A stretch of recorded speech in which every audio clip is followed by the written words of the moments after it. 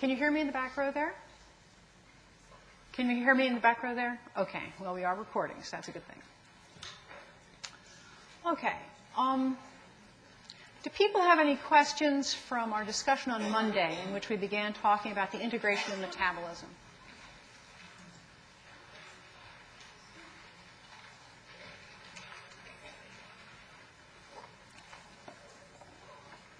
Well, if they come to you, feel free to ask them. We started talking about diabetes as one of the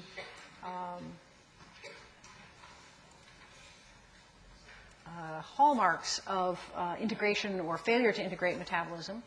And I believe we had gotten to this point. Is that right? Pretty much? It's when? Next slide? Okay. All right. Right. I was beginning to badmouth the toxic environment. If you look at the major corporations in the United States, a great many of them have a financial interest in you being overweight. And so we're fighting a large enemy. But what's going on in diabetes? And how common is it? What kinds of things go into the progress towards diabetes and so on? There are over 16 million that's million Americans with diabetes. The kinds of diabetes break down roughly as this pie graph shows you. There's a tweak, 5 to 10%, that's type 1. And type 1 is the insulin-dependent form where the beta cells of the islets have been destroyed and can't make insulin. The great majority of diabetes cases are type 2, where insulin is produced, but the cells of the body are no longer responding to it. For one reason or another, that transduction event isn't happening. At least half of these are not yet diagnosed. So these are people who are undergoing the ongoing damage from diabetes and not knowing that it's happening, so they can't intervene. It is true, and it has always been true, that there tends to be more overweight people in the older you go. The creep of weight as you get older and less active is not something new. But the level of that has changed. So if you look at this graph, the bottom line is showing you the prevalence of obesity as a function of age. So you can see some age groups down here. Most of you are in the age group below this one, but you'll get there with good luck. And you can see that there is, in fact, an increase over time, nearly a twofold increase over time in obesity in the higher age groups.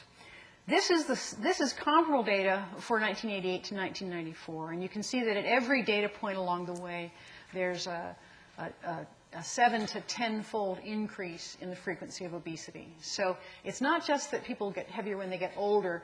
They do it more so now than they used to do it back around the turn of the century before automobiles were playing a role in our lives. How much does it matter? Well, there are several ways you can measure the impact of diseases, and one way of measuring it is in dollars. 1 in every $7 we spend on health care is being spent on a person who has diabetes. So roughly 15% of our health budget is going for people who have diabetes. Someone who has diabetes costs roughly 3.5 times more per year to take care of. So one person with diabetes is like 3.5 people without diabetes in terms of the demands they put on the healthcare system. The direct cost is $85 billion. That's with a B. And the total cost, which includes things like lost time, consequences of a disability, and so on, is more in the order of over $100 billion. That was as of 1994. The numbers are higher now.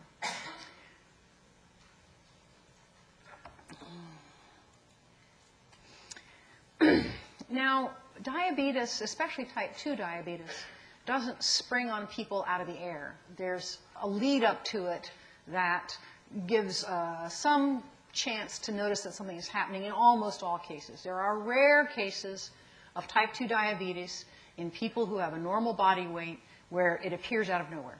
but that is a very rare case. In general, type 2 diabetes happens in a predictable way. And there's something called impaired glucose tolerance. And impaired glucose tolerance is often shorthand described as pre-diabetes. That is, the trait of impaired glucose tolerance is more widely spread than diabetes itself and is likely to progress into diabetes if nothing is done. And what does that look like? Well, here we're looking at blood glucose. So this is looking at the levels of sugar in the blood. In an individual who has normal sugar regulation or normoglycemia, you eat a meal, your blood sugar goes up a bit, and it comes back down in a fairly uncomplicated way. And this whole thing takes in the order of about 3 hours. In someone with diabetes, it shoots way up. This is literally off the scale for this diagram. You can have something called impaired glucose tolerance, in which it is elevated but not as high as the diabetic, and in which the resting glucose is more normal. So you're not doing quite a good job of taking care of it, but you're not as far gone yet as diabetes. And what's interesting is that there's an additional marker for what's going on if we look in a little more detail at how the body responds to meals and sugar and so on. Here we're looking at insulin response. We're not looking at the sugar in the blood. We're looking at the insulin the body has released in order to respond to the meal. And in a normal individual, this is the normoglycemic response, you can see that the peak of the response is around 60 minutes. And it's substantial, 60 units on this scale. In someone who has impaired glucose tolerance, they are slower to respond, so the peak is half an hour later, and it is not as effective a response. So they're not putting out quickly enough insulin to clear that sugar out of the bloodstream quickly. And if you then look at someone with type 2 diabetes, it's delayed even further, and again, it's deficient in the absolute amount. And so the body is not responding to that stimulus or that stress of the blood sugar in the same way or in an adequate way.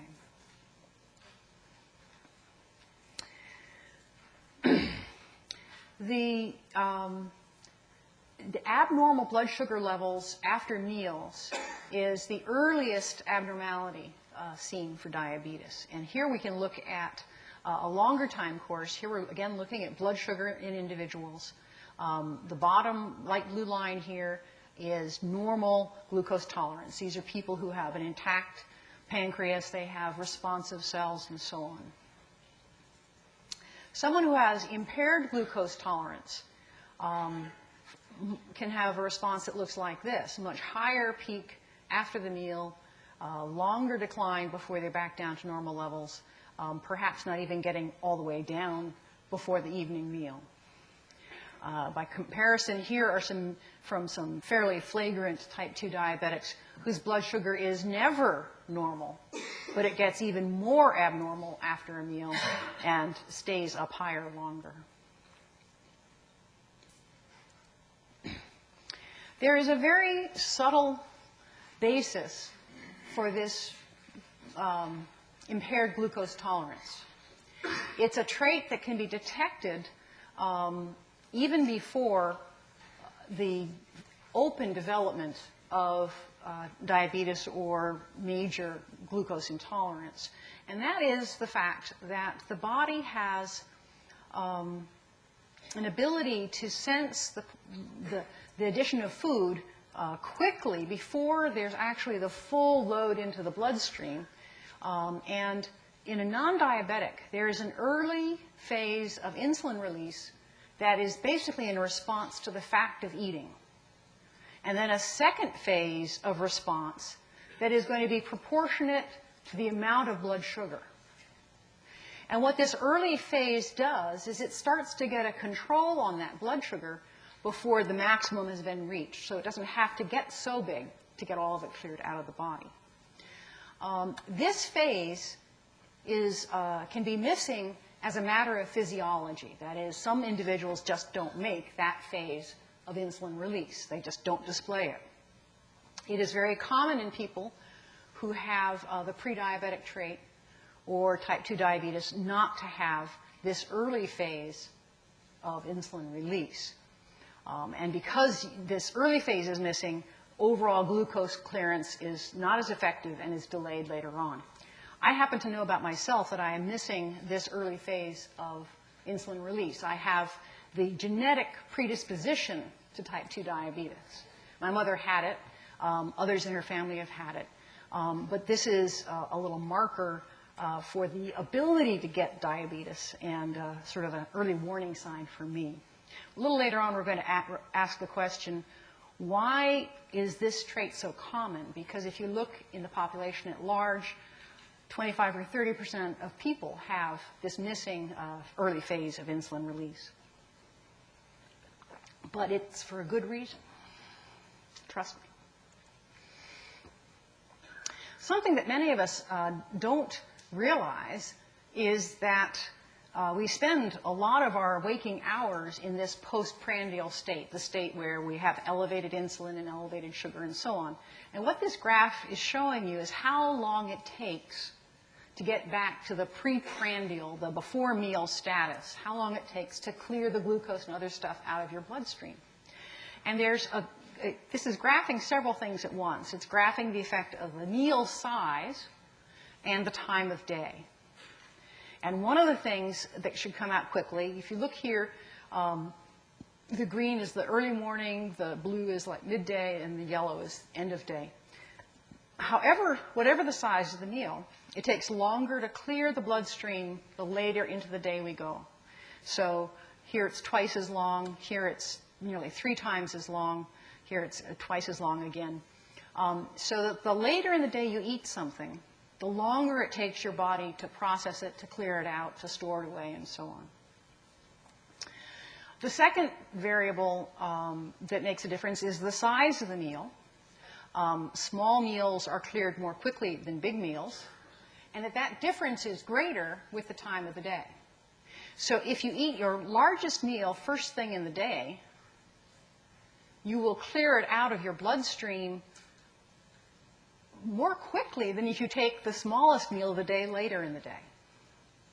So if you wanted to keep your blood sugar as level as possible, you would invert the pattern of most Americans. Most Americans have a teeny breakfast, if anything, something for lunch, and a huge amount for dinner. And what that guarantees is that there will be the longest postprandial state possible, because it'll be hanging around on your hips for hours after you've eaten dinner. If we turn it upside down and have a lovely lavish breakfast and a medium lunch and a light supper, our blood sugars will be much more constant across the day.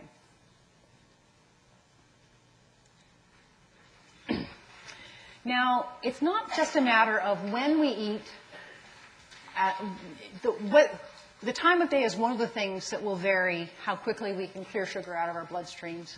The amount we eat will affect how quickly we clear something out of our bloodstream. It will also make a difference what we eat. So the same absolute amount of glucose taken in from different foods can have a radically different impact on your serum glucose. And this is an example of two sort of dramatic comparisons. This is a meal. These individuals were fed a meal that had 50 grams of glucose in each serving. So a serving of new potatoes that had 50 grams of glucose, and a serving of kidney beans that had 50 grams of glucose. Same amount of glucose in each serving. And they're following now the blood glucose levels as a function of time.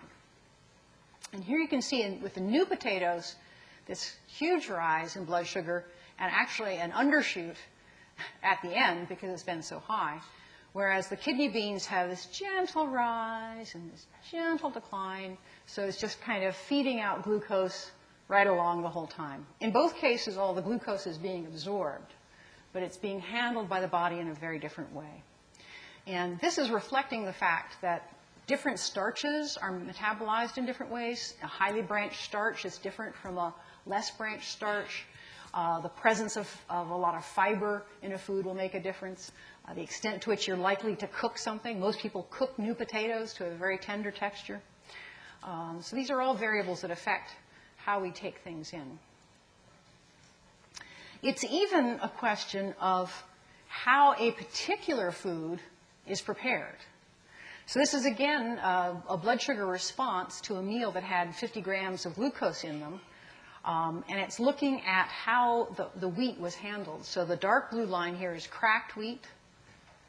The magenta line is a coarse flour. And then the yellow line is a fine white flour. So in this case, the 3 meals had the exact same kind of starch, same amount of branching and so on. But the difference in the physical properties of the food made a difference in how rapidly it was digested and therefore how rapidly it was absorbed. The cracked wheat is the least processed and is the hardest to extract it out of, so it takes time. It's going to pass a ways into the digestive system before it's completely digested and completely absorbed, and as a consequence, it has a smaller impact on blood sugar. And so we call this ability to raise blood sugar glycemic index.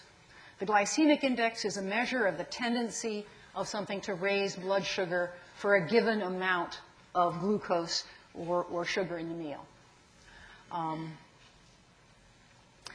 This is a little sideline. People are becoming more aware of the impact of glycemic index, are becoming more aware of carbohydrate composition and so forth. And some folks are going for sugar-free foods. And in many cases, these sugar-free foods are not so much sugar-free as they are glucose or sucrose-free. And what they have instead are a variety of either naturally occurring sugars, such as xylitol, for instance. They don't have sorbitol here, but it'd be similar. Or a sugar alcohol that's produced from starch by hydrogenation called maltitol, which is a sugar alcohol, but it's a sugar alcohol derived from glucose. You can see here that sucrose, which is the table sugar stuff, the stuff you get from, C and H, whatever, has a glycemic response of about 70 because it is, half of it is glucose, and it behaves like glucose. The other half is fructose. And so down here you can see the glycemic index of fructose, and what that's reflecting is the ability of the body to turn fructose into glucose to some extent. The xylitol has hardly any effect at all. In addition, it happens to inhibit many of the mouth bacteria. The maltitols over here, which are the sugar that's used for sugar-free foods if they're cheap, is essentially the same as table sugar. So if you are interested in trying to avoid carbohydrates, read the labels. Anything with maltitol in it is probably the same as something else. Might as well buy a Snickers and have a real candy bar. Good thing, Snickers. I like Snickers. So this is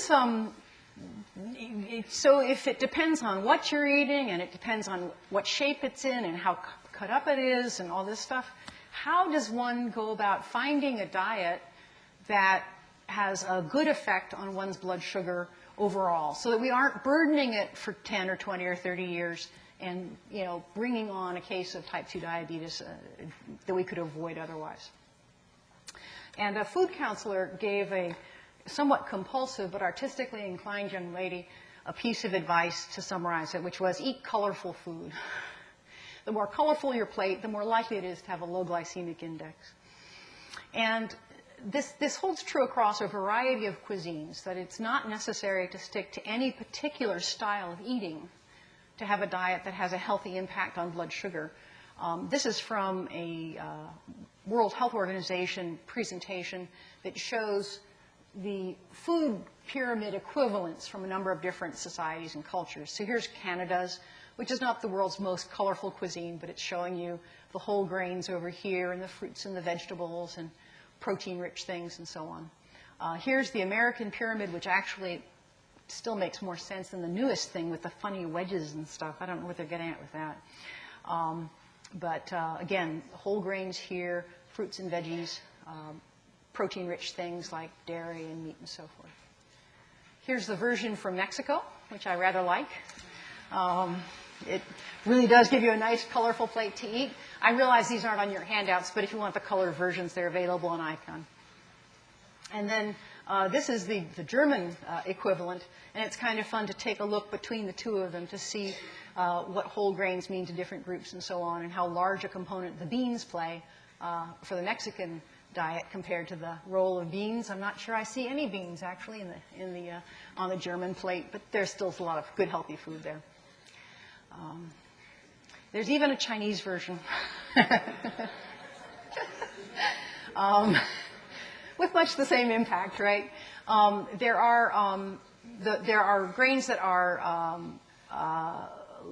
have a lower glycemic index than others. So long grain rices tend to have a better glycemic index. But you don't want to cook them until they're completely mushy. The more lightly cooked they are, the lower their glycemic index, in keeping with what we've seen already. So that's diet. Eating healthy foods can become quite fun once you start thinking about it. There's really a lot of nice things out there to eat. It just takes a little bit of imagination. The other big component in regulating glucose metabolism and fat metabolism and preventing the onset of diabetes is exercise. You may remember that I spoke when we were talking about the coordination of metabolism about how adrenaline could play some of the roles of glucagon and insulin, that adrenaline will cause glucose uptake to clear it from the bloodstream and so on. As a consequence, exercise will also modulate blood sugar levels. And this is an interesting study in which they looked at this quite explicitly. Here were individuals who had impaired glucose tolerance, and they were looking at whether they could prevent the development of diabetes by any kind of treatment. This was treating the individuals with metformin, which is a drug that will improve the insulin response of cells that are otherwise not very responsive to it. And the idea here was, well, we give metformin to diabetics to help them with insulin response. Maybe if we start it before they're diabetic, we can keep it under control. And in fact, they did reduce the number of cases of diabetes substantially. A 30% decrease is nothing to sneeze at. But here is the effect of exercise. And so close to 60% of the cases of diabetes could be prevented by encouraging people to develop an active lifestyle that let your muscles do the work of regulating your blood sugar. And the very nice thing about using exercise to modulate sugar and lipid metabolism is that it also has a proven role in preventing heart disease, cancer, depression, a bunch of other stuff. And if you find exercises you enjoy, like dancing or biking or whatever happens to appeal to you, you can actually have fun doing it.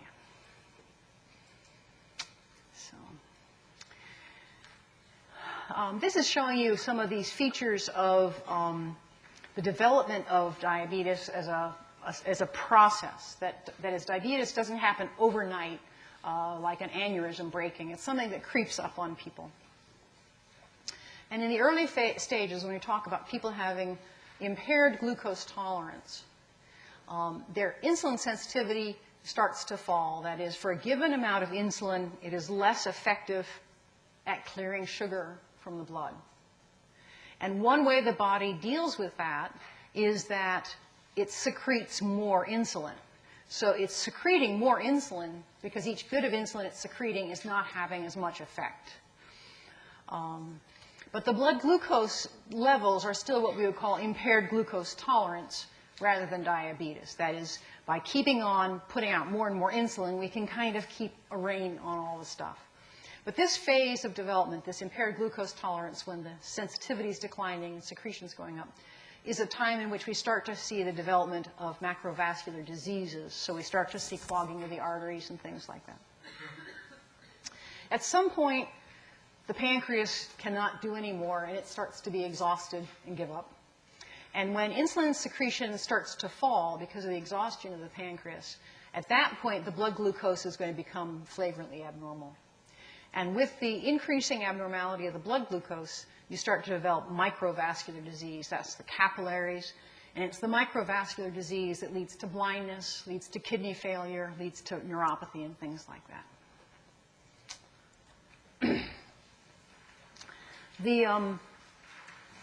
The time course is one where there's time to do something. It's not something that's going to happen overnight to anybody.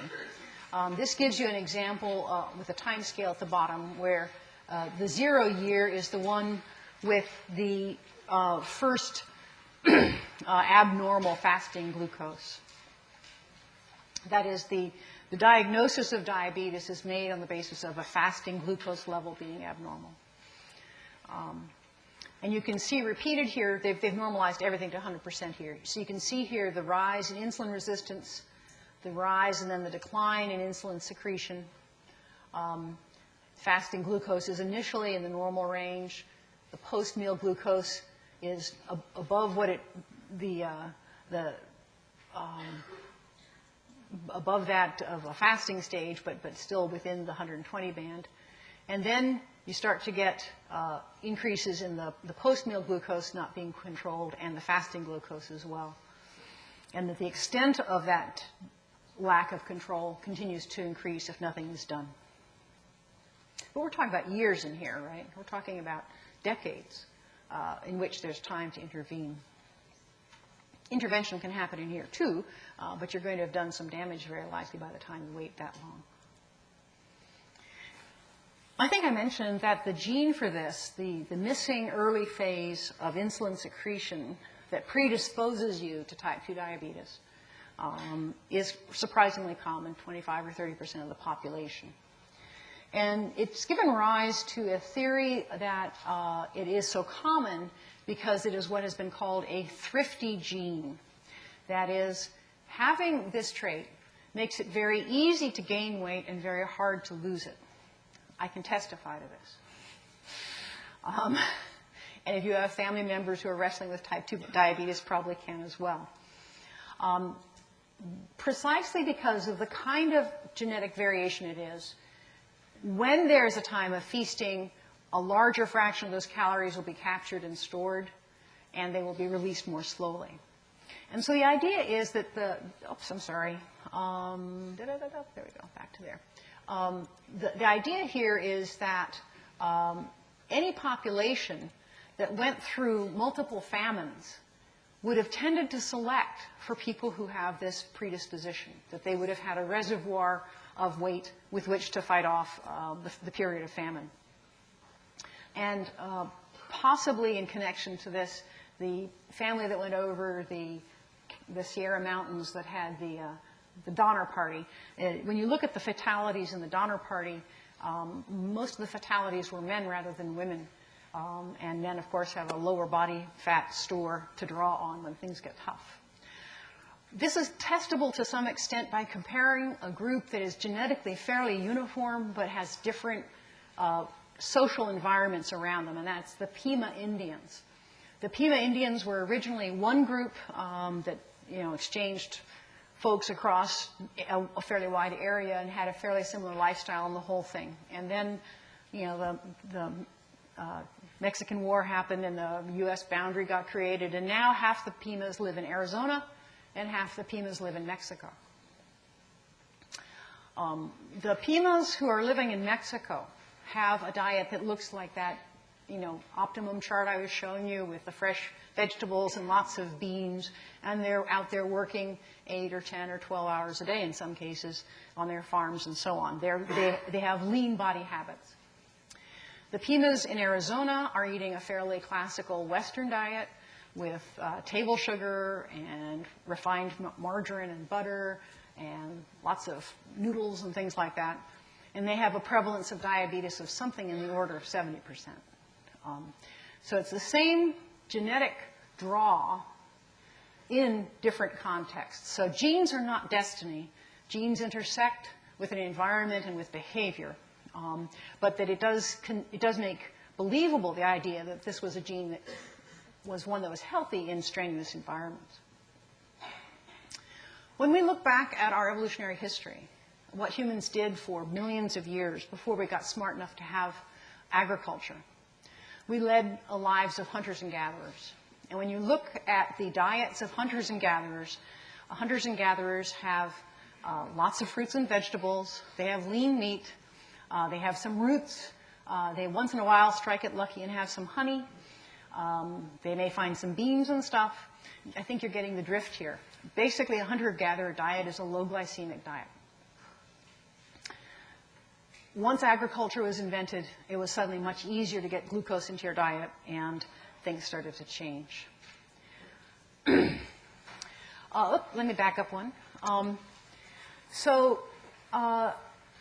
If we want to think about diet in something a little bit more specific than just eat colorful food, let's think about some of the things that have been proposed as ways of dealing with this. You probably have heard of various low-carbohydrate diets. There's the Dr. Atkins diet. There's a variety of things that are premised on the idea of a low-carbohydrate diet. In some of these, they actually explicitly aim as a goal for the person eating it to stay in a ketotic state, that is, to induce the formation of ketone bodies as a way of fueling the brain on the grounds that those ketone bodies are being drawn down from body triglyceride stores. One of the consequences of a low-carbohydrate diet is a low insulin secretion rate, and so you're not continually straining the cells with overstimulation by insulin. You will, if you read sort of the conventional stuff, probably see some nasty things said about low-carbohydrate diets in terms of causing one kind of calamity or another. There are a variety of actual studies which show that it's probably not particularly harmful for you compared to a Western diet. And one point along that way, which is, to my mind, perhaps the most compelling, is the fact that in the early days of the 20th century, it was found that you could treat epilepsy with diet, and especially for children. We did not at that point have any anti-epileptic drugs. You may, for those of you who aren't familiar with it, epilepsy is a form of a neurological disease in which suddenly a great many of your nerves start to fire at once, and so you have seizures. The only thing that could be done for people with epilepsy until the discovery of things like Dilantin and so forth was a ketogenic diet, a diet in which carbohydrates were kept very low and the serum ketone body level was monitored so that the brain was burning ketone bodies rather than glucose. And that suppressed seizures in some cases completely and in most cases substantially.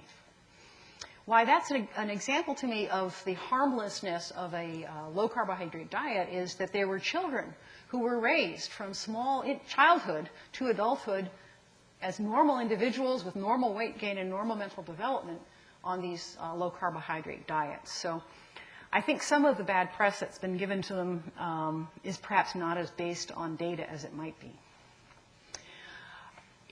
If all we do is look at total grams of carbohydrate, it does constrain things because things like fruit have carbohydrates in them, and we certainly want to have some fruit in our diet. Some of the starchier vegetables have it, and so on.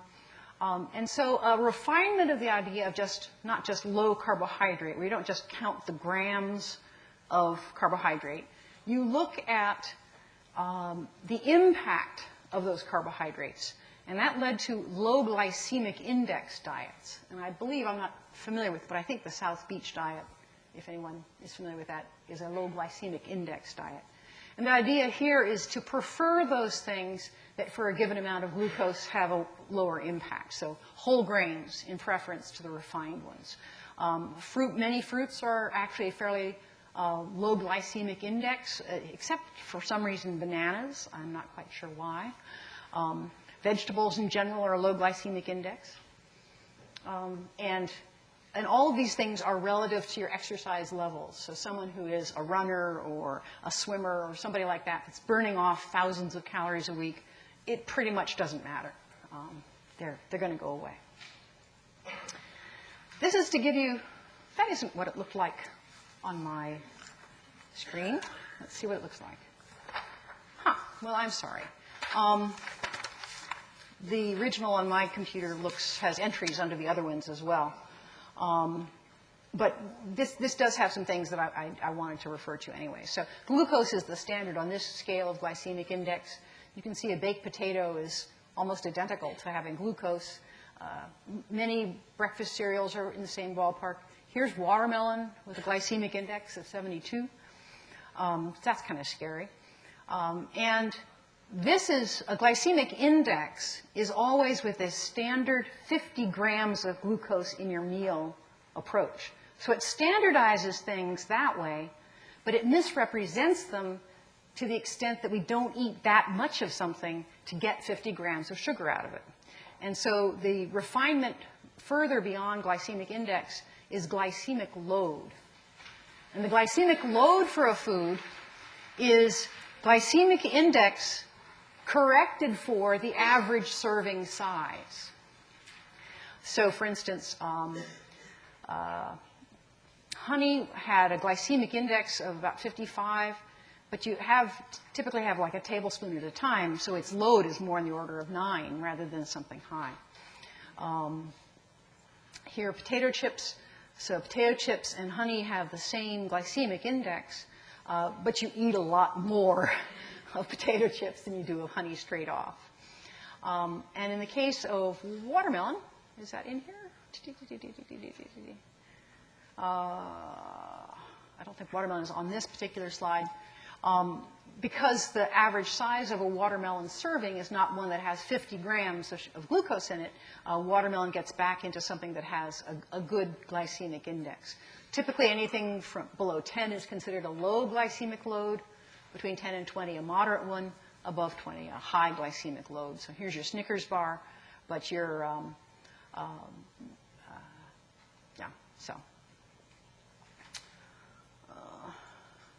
okay. This is just a picture to show you what Splenda looks like. Some people have been, you may have seen the ads that say, Splenda made from sugar, so it tastes like sugar. There's a chlorine atom where you'd normally have an alcohol, and that's what makes sucralose unmetabolizable, but still able to stimulate the sweet sensation. And that's the end of that. Are there questions that people have about the integration of metabolism, or about diabetes, or the glycemic load and index? Are there other questions that people would like to ask me in general on the past 5 chapters? I guess not.